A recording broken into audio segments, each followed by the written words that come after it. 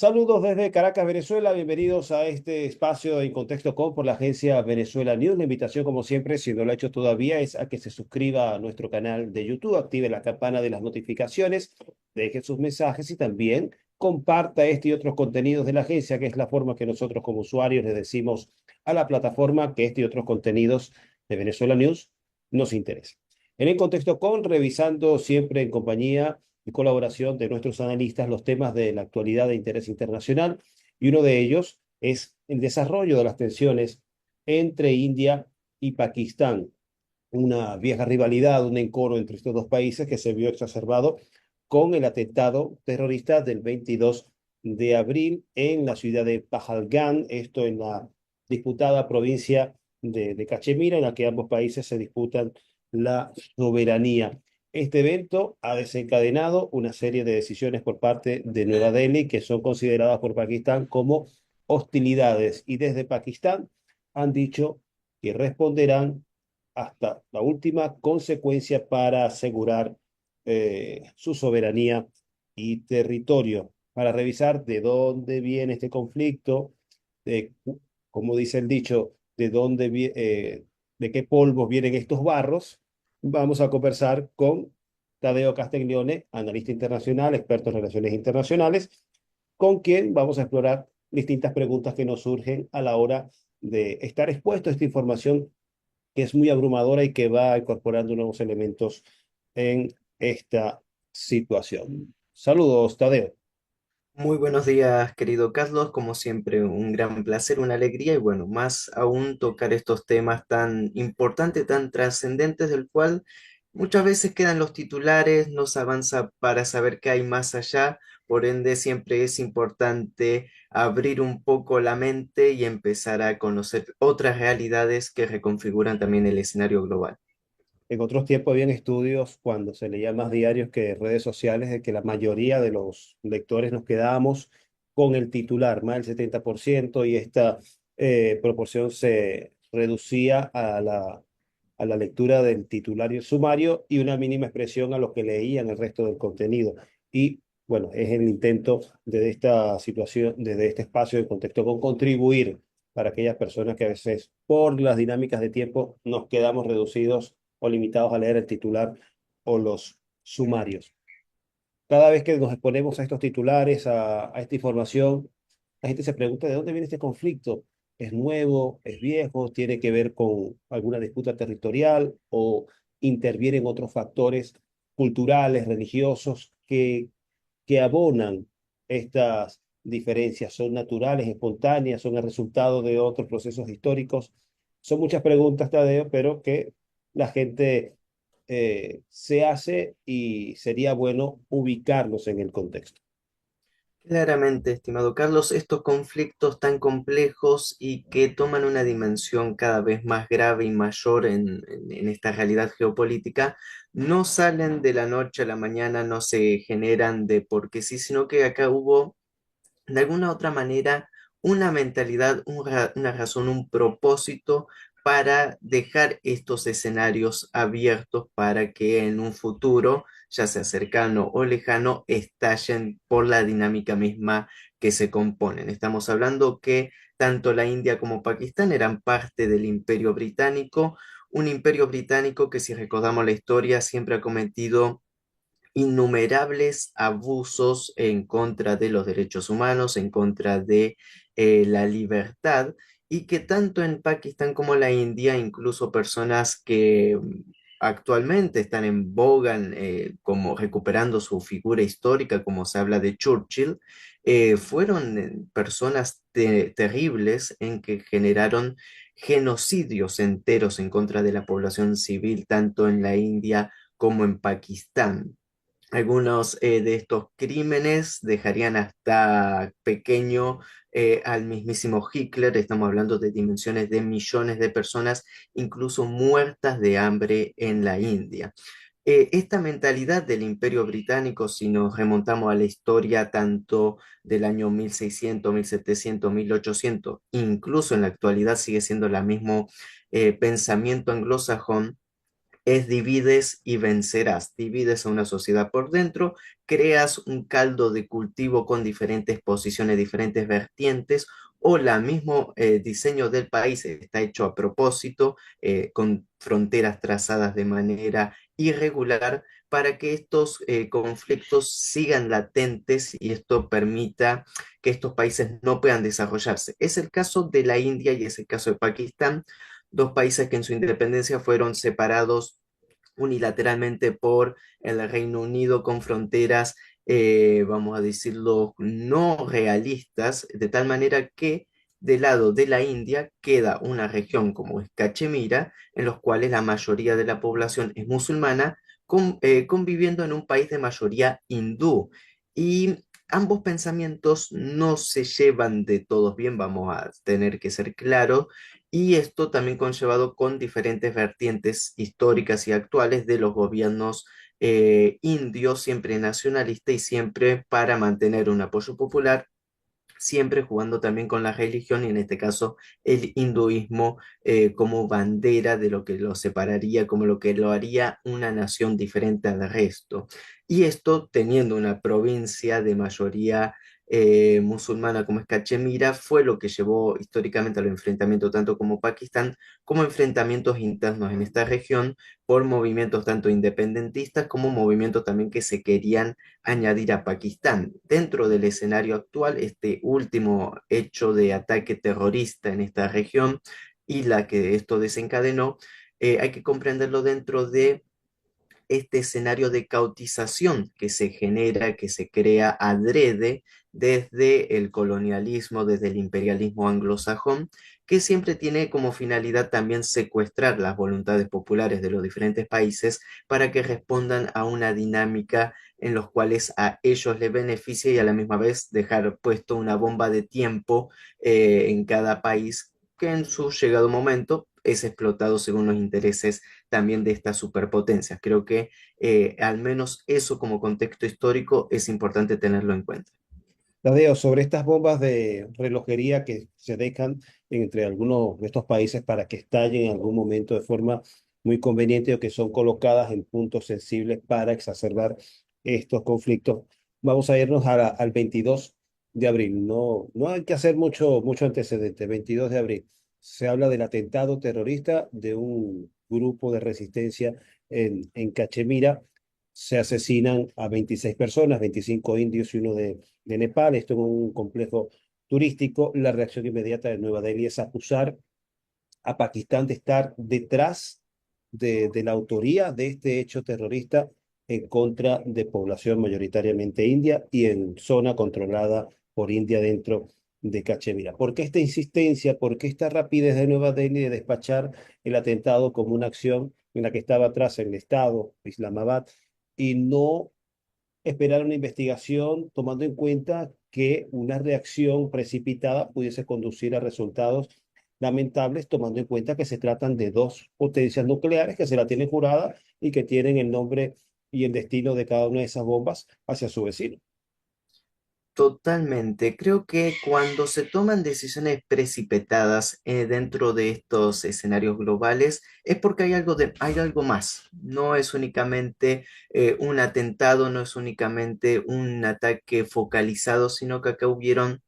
otras intenciones y otras planificaciones. Creo que es necesario interpretar este ataque como un ataque de falsa bandera que genera una respuesta inmediata ya programada por parte de Nueva Delhi en contra de Pakistán y que va enmarcada en una dinámica también geopolítica internacional muy compleja y que tiene muchas aristas para analizar, estimado Carlos. El día de ayer, revisando algunos informes, justamente en Cachemira, por ejemplo, existe una de las principales reservas de litio de toda la India, casi 7 millones de toneladas de litio. Démonos una dimensión que, por ejemplo, Argentina, que es el tercer país con mayor cantidad de reservas de litio, tiene 20 millones de toneladas. Bueno, únicamente en una investigación hecho en Cachemira hay 7 millones de toneladas de un material sumamente estratégico. Cachemira también es la puerta de acceso, por ejemplo, para los diferentes afluentes que alimentan gran parte de Pakistán, hablando de recursos hídricos. Esto también es un hecho no menor, es una región fronteriza estratégica que conecta diferentes países, que deja también un posicionamiento sumamente estratégico de este lugar y con lo que esto puede significar. Y entonces, bueno, todo esto crea que hay una gran cantidad de intereses en juego en medio de esta región. Ahora bien, hacer acusaciones tan rápidas, tan aceleradas como la que hizo Nueva Delhi, nos deja este, vamos a decir, sabor amargo, algo que nos deja picando en la cabeza de que no todo estaría coincidiendo y que no todo cierra debido a la celeridad que se dieron todas estas situaciones y de cómo no hubo una investigación seria, cómo después las autoridades de la India no llegaron con los responsables. Se habla de una organización que históricamente no tiene mucho respaldo, ni siquiera popular y demás, en los cuales incluso hablando con diferentes colegas ponen en duda si no son acaso servicios secretos que operan a las sombras o grupos proxy que están diseñados para claros fines geopolíticos respondiendo a diferentes intereses. Y estamos hablando de una cachemira que no hay que perder el hilo, de que es uno de los estados con mayor cantidad de militarización a nivel global. Hay entre 500.000 y 700.000 soldados de la India presentes en esta región. En la parte que controla Pakistán hay otro tanto, en la parte que controla China hay otro tanto. Entonces, llevar a cabo un ataque de esta dimensión, en los cuales la India habla de una infiltración desde Pakistán, con todo lo que esto conlleva, lógicamente con la magnitud de las fuerzas y la presencia militares, no todo nos estaría cerrando en estas acusaciones aceleradas de parte de la India, en los cuales también han tomado respuestas que por lo visto ya estaban diseñadas de alguna u otra manera porque no fueron improvisación por parte de la India, decir vamos a cerrar la represa del río Indo, vamos a deportar a los pakistaníes. Bueno, todo esto respondía ya a una política de Modi en los cuales este atentado le vino como anillo al dedo para profundizar ciertas políticas en contra de Pakistán en medio de este escenario también de reconfiguración global. Esto que estás mencionando, lo último que el desarrollo de estas tensiones y las decisiones que se han tomado parecen que hubiesen sido planificadas con anticipación, se parecen a otras posturas que ya te voy a leer aquí para ver si las compartes, pero también te preguntaría o te comentaría que tratándose de un conflicto antiguo en donde no es la primera vez que se enfrentan, me imagino que ya deben tener desde Nueva Delhi como en Islamabad una serie de contramedidas ya diseñadas para aplicar en caso de situaciones como estas, uno lo ve como plausible. Totalmente posible también, estimado Carlos. Incluso venimos remontando diferentes conflictos que se han llevado en esta región. No, no es algo que vamos a decirlo que fue de sorpresa. Ya en el año 2019 hubieron choques fronterizos. Siempre hay escaramuzas de un lado y para el otro y lógicamente ambos países manejan, vamos a decirlo, una serie de cartas a jugar en caso de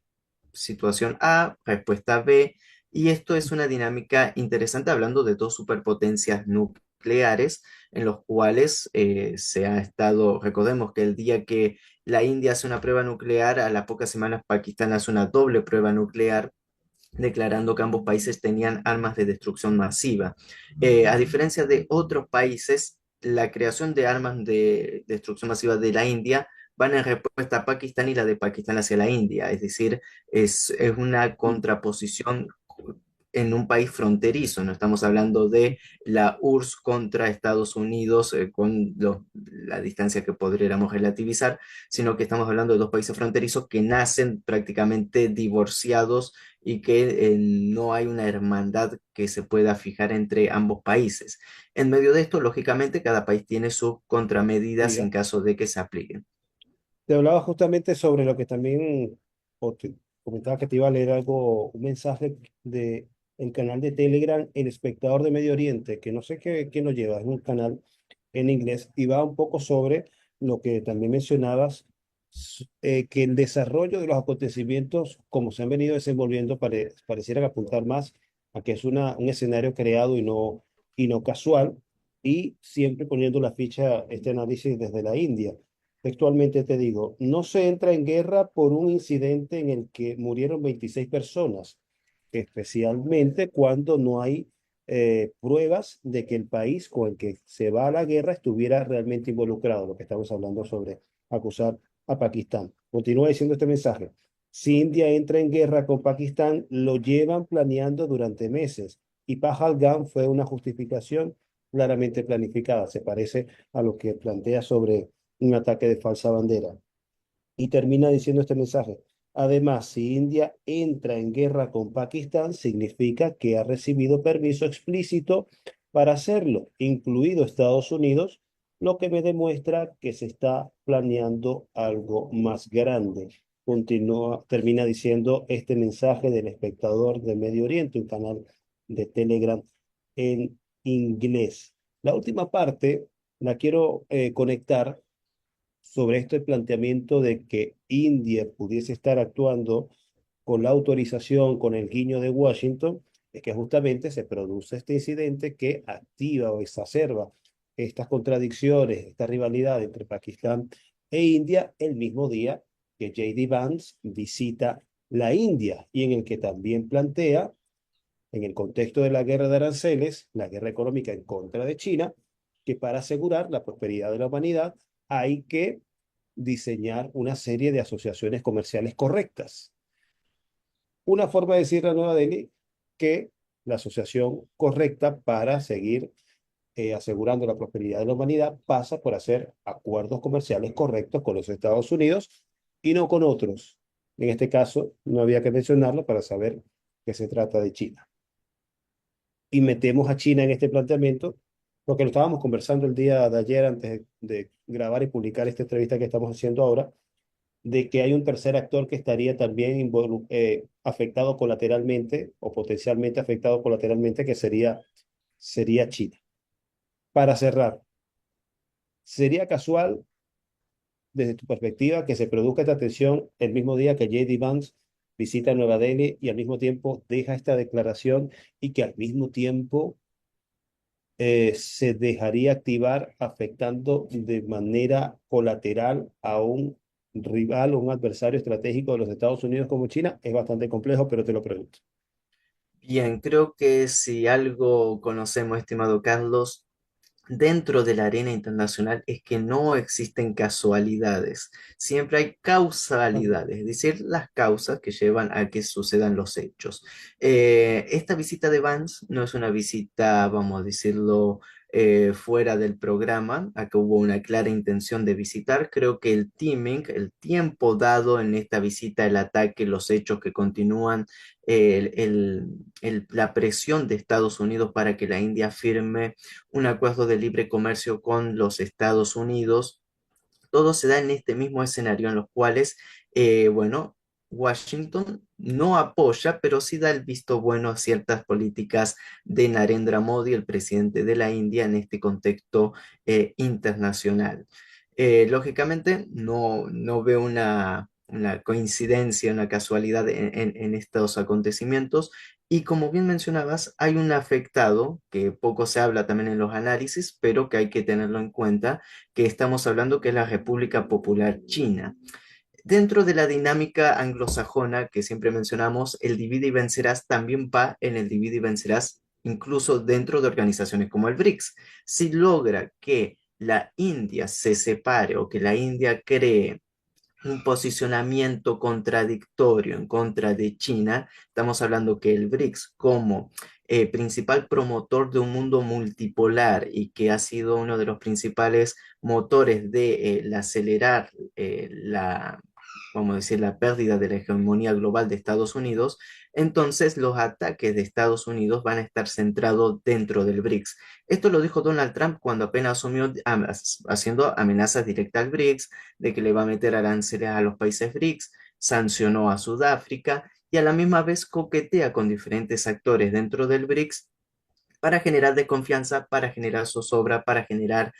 todo tipo de tensiones internas. Anteriormente también vimos cómo Estados Unidos utilizó a la India para que apoye a Israel y lograr una contraposición contra Irán. Entonces, parte también del BRICS. Entonces, vemos que esta es una política de seguimiento de Estados Unidos para dividir el BRICS. Eso interpretándolo desde una esfera más bien geopolítica, pero dentro de la guerra de aranceles, la guerra comercial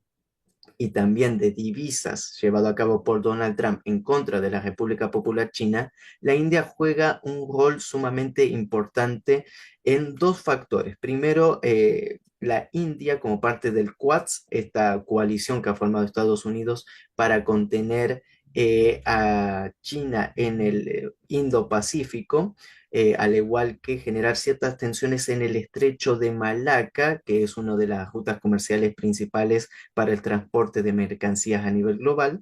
y también esta contraposición para atentar en contra del desarrollo del plan económico chino de la ruta de la seda, el cual tiene, recordemos, es el plan económico de infraestructura global más grande de la historia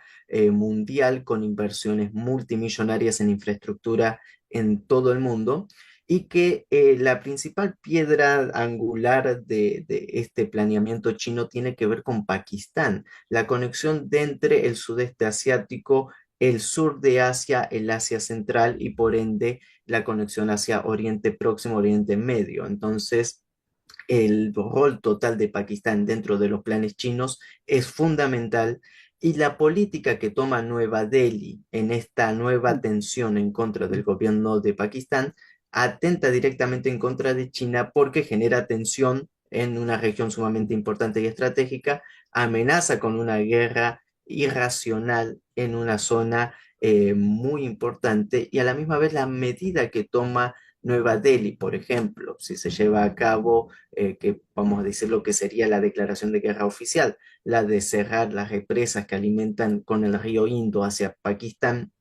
atenta directamente en contra de China. Por eso creo que es necesario recordar también el anuncio del portavoz de la Cancillería china pidiendo moderación en este contexto. También lo hizo Rusia porque comprende que una guerra entre estos países también afecta económicamente a Rusia dentro del BRICS. Me parece sabia también la intervención de el canciller de Irán, diciendo que puede hacer de moderador para bajar las tensiones, porque estos dos países, en caso de estallar un conflicto, las repercusiones no serían únicamente entre estos dos países, que estamos hablando de la India, uno de los principales países con mayor población a nivel global, lo que podría generar una crisis de inmigración en toda la región, y además dos países con potencia nuclear, y recordemos que dentro de la doctrina internacional de potencias nucleares, ninguna potencia nuclear puede resultar derrotada. Estamos hablando que en caso de un conflicto nuclear es de suma cero de pérdida total para todos, porque no se puede derrotar una potencia nuclear. Esto incluso lo vemos en el escenario en la crisis de Ucrania o en las diferentes retiradas que realiza Estados Unidos, por ejemplo, con lo de Afganistán o con los otros países. Ayer recordábamos el 50 aniversario de la liberación de Vietnam, cómo se configura para cuando hay una derrota real, justificarla de tal manera que no quede como el gran perdedor, sino como que hicimos una retirada táctica o algo similar. Bueno, esto es algo interesante, pero que dentro de puertas adentro, tanto la India como Pakistán no se pueden dar el lujo de algo similar, entonces estamos delante de un conflicto que es mucho más amplio del que a veces dimensionamos y que las consecuencias pueden ser mucho más amplias. Por eso, no hay que perder el hilo de la intervención de Estados Unidos, de la intervención de diferentes servicios de inteligencia, ya sea incluso del Reino Unido también presente en la región, y de todo el rol que esto juega en el escenario global. Eh, Tenía varias preguntas, un par de preguntas, pero mencionaste otro factor que creo que es importante también traerlo a colación porque forma parte de estas contramedidas que se vienen planteando. Y es sobre cuáles serían las consecuencias para Pakistán que la India cierre, bloquee el suministro o el flujo del río Indi hacia Pakistán y porque Islamabad considera que si hacen esto es una acción de guerra en contra de su país. Bueno, casi el 80% de los recursos hídricos de Pakistán vienen de esta región, por lo cual estamos hablando que no únicamente estarían generando una sequía artificial con todo lo que esto atenta tanto económicamente, pero también a la vida cotidiana. Estaríamos hablando casi Ok. una crisis de dimensiones alimentaria y humanitarias muy graves y que esto atenta incluso en contra de los diferentes acuerdos que se firmaron históricamente entre Pakistán y la India para el control de estos recursos. Estamos diciendo que la India está extorsionando de alguna manera a Pakistán con algo de que se habían puesto de acuerdo históricamente de que esto no iba a suceder. Entonces, creo que son algunas cuestiones que hay que analizar y tener en consideración también cómo se utiliza los recursos estratégicos para la presión continua hacia otros vecinos. Y dentro de todos los escenarios, también Pakistán de alguna u otra manera habrá entendido que algún día esto iba a suceder y por eso la amenaza de Pakistán de que si se cierran los recursos es una declaración de guerra y el objetivo primario de Pakistán será volar las represas de la India por los aires en medio de estas tensiones militares. Y lógicamente esto va a tener otra contrarrespuesta de la India y otra contrarrespuesta de Pakistán y la escalada ya sería de dimensiones muy catastróficas. Por eso, dentro de los escenarios globales siempre hay que aspirar a la conciencia y, vamos a decirlo, a los juegos diplomáticos antes que entrar en este vórtice de violencia que podemos saber tal vez cómo comienzan, pero nos costaría tomar la dimensión de cómo van a terminar en el ojo por ojo continuo. Ahora bien, comprender también que ni el gobierno de Pakistán ni el gobierno de la India son gobiernos que vamos a decir son manipulables ante el eje anglosajón. ¿A qué me refiero? Que más allá de la intervención y el visto bueno que puede tener Washington o el mundo occidental hacia estos conflictos o hacia ciertos posicionamientos internos, estamos hablando de dos superpotencias nucleares con su propia soberanía. Es decir, que también la posición final recae sobre las autoridades locales, por ende no podemos decir que son títeres bajo el Ok. dominio de Estados Unidos, sino que también hay una gran eh, pensamiento interno. Recordemos Pakistán, el primer ministro Sharif, un primer ministro, vamos a decir, bastante liberal desde lo económico, con muchos problemas internos en Pakistán. Metió preso a su principal opositor, Imran Khan, y que Pakistán, de alguna u otra manera, quien tiene el poder real del país son las élites militares, los cuales siempre han tenido un tutelaje desde su independencia hasta la actualidad, definiendo la postura del país y una India con Narendra Modi, un presidente hipernacionalista, muy religioso, y que estas cuestiones también le sirven para llevar agua a su molino en medio de lo que se fue requebrajando su poder interno en la India, con una posición cada vez más unificada, con una posición cada vez más fuerte en torno a ciertos pensamientos de pensar una India laica, una India con todos los sectores, que incluya a todos los sectores y que no haya un sector supremacista sobre los otros, que más o menos es el pensamiento de Modi, que es un gran defensor, por ejemplo, del sistema de castas y por ende un gran defensor de la dinámica actual de la India. Entonces, también vemos que estos sectores internos, puerta dentro de los países, más allá del complejo escenario internacional, también tienen su peso en la toma de decisiones y que tal vez interpretar que estos ataques que se han generado en Cachemira respondiendo a una dinámica internacional atenta también contra ambos factores, en los cuales también se crea una suerte de división o una suerte de juego obligado en los cuales se ven obligados a tomar decisiones contundentes que tal vez de alguna u otra manera hubiera costado llegar a este punto. Pero es importante rescatar que más allá de la situación actual de crisis, todavía no llegamos a un punto de no retorno, que todavía puede primar el diálogo, las negociaciones, la paz dentro de este conflicto, pero que vamos a tener que seguir haciendo un gran seguimiento porque las tensiones continúan y los comunicados de ambos países no parecen ser direccionados hacia el diálogo y la paz, sino hacia quien pone más carne al asador, diríamos en Argentina, respecto a estas tensiones continuas. Me dice si tenemos tiempo para un par de preguntas más. Sabemos que tienen el tiempo un poquito ajustado, tienen algunos compromisos y gracias de antemano por concedernos el tiempo para esta entrevista. Mencionaste el caso de Israel. ¿Qué busca Israel o cuáles son sus objetivos de involucrarse en este conflicto, en estas tensiones, cuando le suscribe su apoyo a India en las tensiones, en sus reacciones o contramedidas en contra de Pakistán? ¿Qué le suma a la India y qué le conviene a Israel este pronunciamiento? Bien, acá hay una cuestión muy interesante, estimado Carlos, que es que Narendra Modi, el presidente de la India, es una persona que admira mucho la política de Benjamín Netanyahu. Esto lo ha dicho públicamente, pero va posicionado con dos cuestiones. Una interna hacia la India de que a Narendra Modi le gustaría ser como Netanyahu, de quitarse el problema tal vez de los musulmanes internos en la India que le generan cierto dinámica de problemas internos dentro del país y que le gustaría tener la carta blanca como la tiene Netanyahu de poder llevar a cabo lo que, bueno, el criminal de guerra de Netanyahu ha estado haciendo. A la misma vez,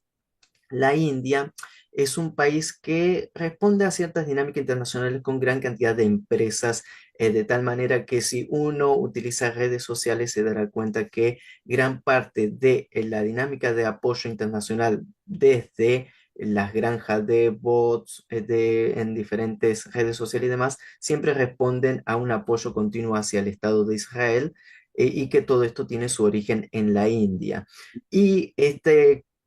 con esta historia que veníamos analizando de conflicto histórico entre la India con el mundo islámico en línea general, también lo termina posicionando a favor de Israel, interpretando que también es un país en contra del mundo islámico en línea general. Ahora bien, eso por parte de la India. Ahora, ¿por qué se beneficia Israel de apoyar a la India? Bueno, crea otra vez, volvemos al escenario de crear cierta situación de zozobra. El país de Pakistán es el único país del mundo islámico que cuenta con armas nucleares. Por ende, tiene un gran respeto desde Marruecos hasta Indonesia, hasta Malasia, de todo el mundo islámico en línea general y esto, lógicamente, responde a una dinámica que vamos a decirlo que a la entidad sionista le molesta. A la misma vez, Pakistán comparte frontera con Irán. Una desestabilización de Pakistán, por ende, también responde a una desestabilización de Mm. Irán. Entonces, comprender también estas dinámicas es fundamental para entender de que por más que Israel y la India no tengan absolutamente nada que ver un país con el otro, también si un amigo mío golpea a mi enemigo o golpea a otro que puede resurgir en un golpe rebote en contra de a quien yo considero mi enemigo,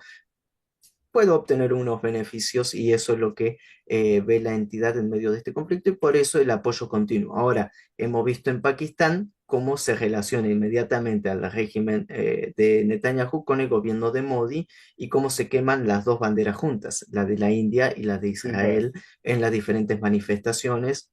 o se pisotean ambas banderas. Esto es algo que el nacionalismo pakistaní ha estado explotando para también ganar el apoyo de la gran nación árabe, del mundo islámico, en lo que se ve que es otro escenario combatiendo contra el mismo enemigo de alguna u otra manera. Y dentro de esto, Carlos, creo que fue tema del año pasado lo sucedido en Bangladesh, que también responde a una dinámica regional que no podemos ignorar. Recordemos que el año pasado hubo una serie de revolución,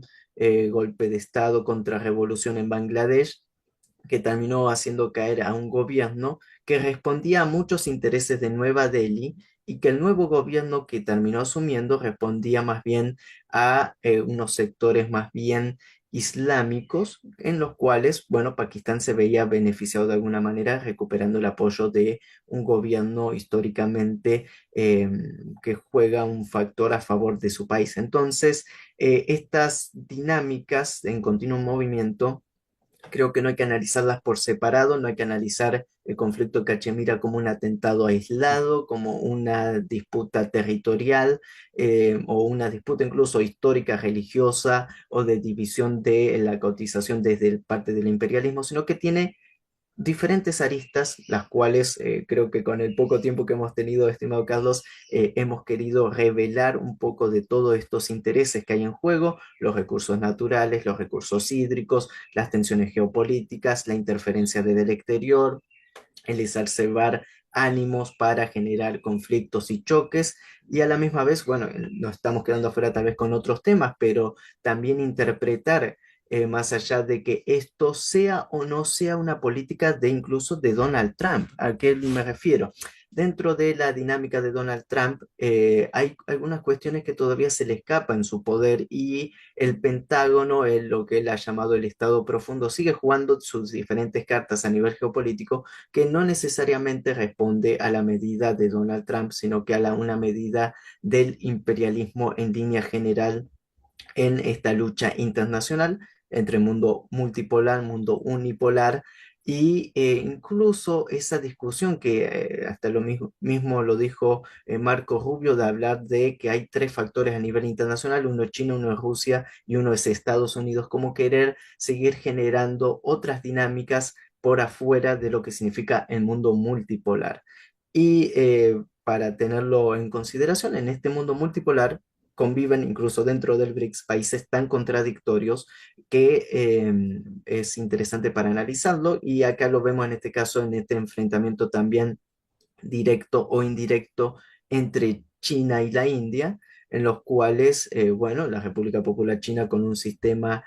socialista propio, con un sistema económico propio, la India con su propio sistema y también con su propio desarrollo, pero que esto no es contradictorio al sentimiento del mundo multipolar en los cuales se defiende la soberanía nacional. Ahora que dentro de esa defensa de soberanía nacional pueden haber roces, tanto creados desde el exterior, como internos, bueno, es parte de la nueva dinámica internacional que aún así es mucho mejor que aquel mundo unipolar tutelado y manipulado y hecho a la imagen y semejanza de los Estados Unidos con todos los males que esto conlleva. Ahora bien,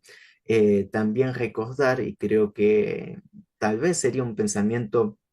para que tanto la India y Pakistán puedan definir quiénes han sido sus enemigos históricos. No es su enemigo su vecino de al lado, sino quién fue el creador de todas estas divisiones, dígase, entiéndase por el mundo anglosajón, responsable de genocidio en ambos lados de la frontera y que siempre ha quedado impune y que su imagen sigue incluso generando estas divisiones y alimentando estas divisiones desde el exterior que me parecen que también deben ser parte necesarias del análisis. Justamente lo que estás mencionando es la pregunta de cierre para esta entrevista, porque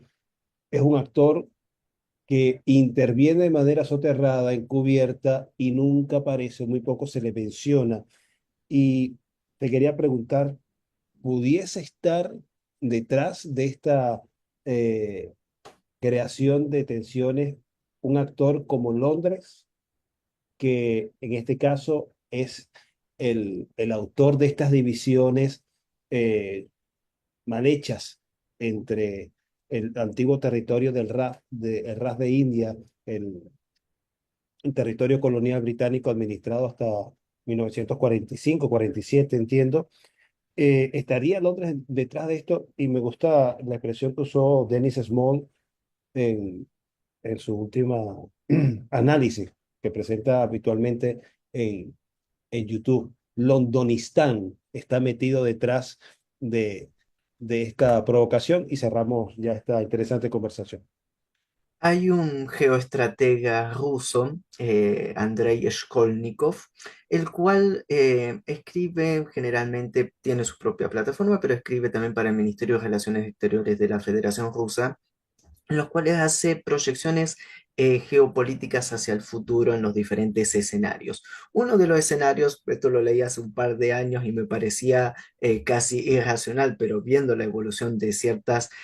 matrices internacionales y de que vivimos en un mundo en constante transformación y que no podemos dar por sentado absolutamente nada de la dinámica internacional, tal vez sí un pantallazo en las próximas décadas, pero no mucho más. Geoestratega ruso Shkolnikov hablaba sobre el resurgir del imperio británico, pero teniendo como cabeza del imperio a la India. Y es un análisis sumamente interesante, querido Carlos, porque si analizamos cómo en el Reino Unido, en Inglaterra, tantos personajes como de origen pakistaní como de origen de hindú han ido ganando protagonismo político interno en el Reino Unido, incluso hasta teniendo un primer ministro hace no mucho tiempo de origen hindú y que esto y que lo otro, bueno, nos lleva a pensar de que siempre está a la mano de Londres y que no por nada han diseñado estas situaciones tal cual como la estamos conociendo ahora de conflicto, pero que tal vez sea quien pueda ofrecer alguna carta de resolución final de este conflicto, como la reunificación de ambos territorios bajo la corona británica y demás. O, sucedido el caso, recordemos, el vicepresidente de Estados Unidos, su esposa es de origen de la India, quien dice si alguna casta importante de la India termina emparentándose con alguna familia real en Reino Unido y esto genere también ciertas cuestiones de la dinámica internacional.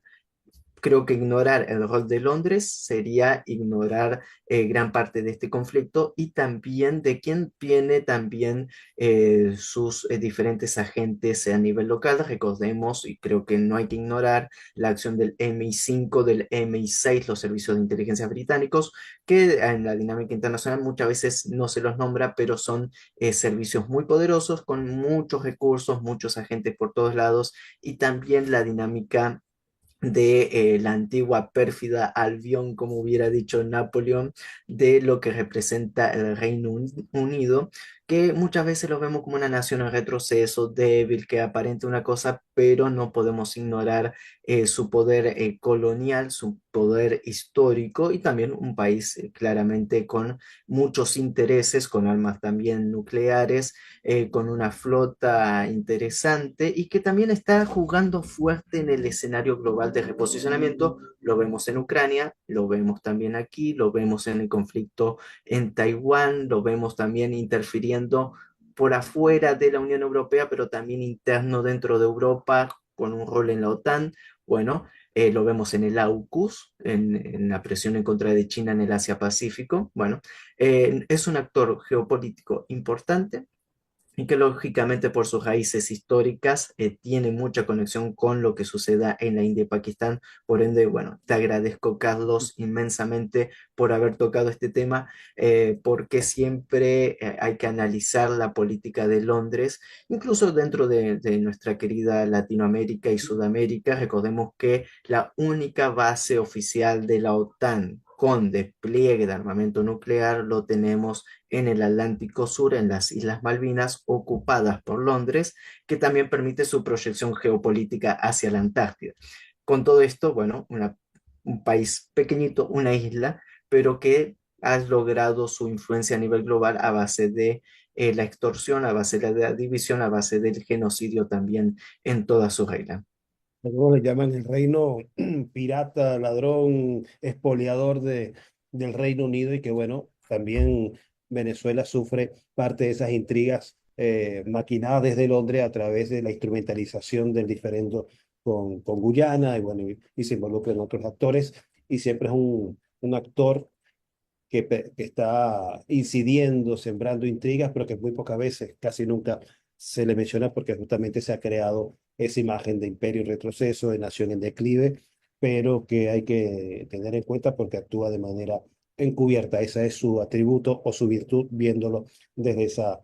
perspectiva. Bueno, Tadeo, muchísimas gracias. Gracias de verdad por acompañarnos nuevamente en esta emisión de Contexto Com para revisar este tema sobre las tensiones, renovadas tensiones entre India y Pakistán, las cuales se han tornado preocupantes por las características de que se tratan de dos potencias con armamento nuclear y que se han prometido la destrucción mutua en el caso de exacerbarse este conflicto. También interesante colocar la ficha en otros aspectos, en otros actores que estarían involucrados, también en revisar la perspectiva de que el evento del 22 de abril no haya sido justamente un suceso espontáneo, sino muy probablemente creado, diseñado para activar esta tensión en el contexto de un mapa global también signado por muchas tensiones en Irán, en Yemen, genocidio en Gaza, guerra, operación especial rusa en Ucrania, guerra generalizada de aranceles, muchísimos conflictos en el mapa al cual se añade este que no es menos importante y grave. Tadeo Castiglione desde la Argentina nos acompañó en Contexto Con desde Caracas, Venezuela, y él desde la Argentina conectándose con nosotros acá en Venezuela News. Esperamos le haya parecido interesante, relevante este tema. La invitación, como siempre, si no lo ha hecho, que se suscriba a nuestro canal de Venezuela News en YouTube, active la campana de las notificaciones, deje su comentario, de su like, comparta este y otros materiales con sus amigos, porque es la forma que también nosotros contribuimos a viralizar una perspectiva alternativa a la comunicación hegemónica que nos quiere llevar por otros enfoques y análisis convenientes a su relato. La invitación es para la próxima semana, por acá, por Venezuela News, en el Contexto Com.